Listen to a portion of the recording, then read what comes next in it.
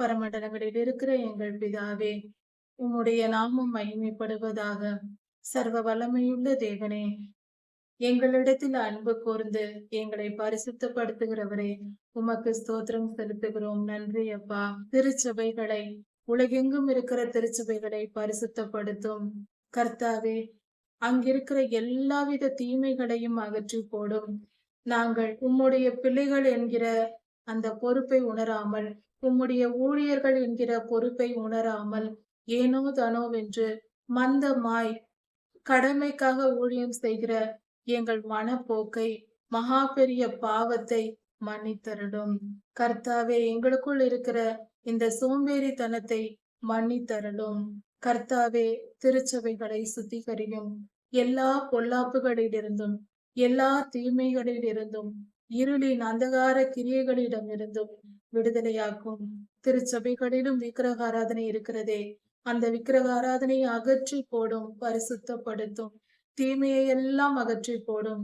பெருமை, சுயநலம் போன்ற காரியங்கள், இச்சையான காரியங்கள் இருக்கிறதே, பதவி ஆசை போன்ற இச்சைகள் இருக்கிறதே, இவைகளை எல்லாம் நீர் திருச்சபையிலிருந்து அகற்றி போடும்.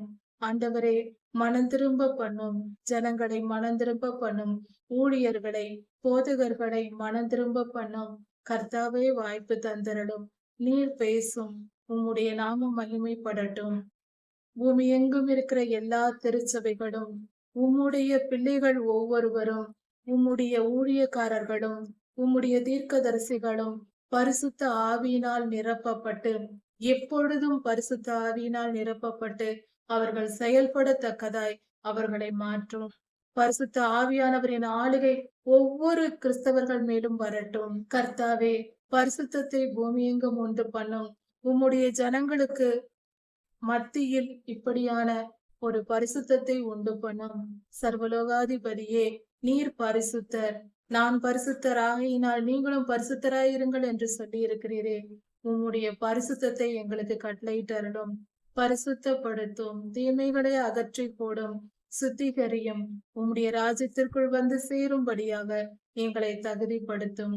உம்முடைய நாமம் மகிமைப்படுவதாக. நன்றி சுவாமி. எல்லா துதியும், கனமும், வல்லமையும், மகிமையும், ஸ்தோத்திரமும், பலமும் சதாசர்வ காலங்களிலும் உமக்கே உண்டாவதாக. ராஜாதி ராஜா இயேசுவாவின் நாமத்தினால் பிதாவே, ஆமேன். மாரநாதா.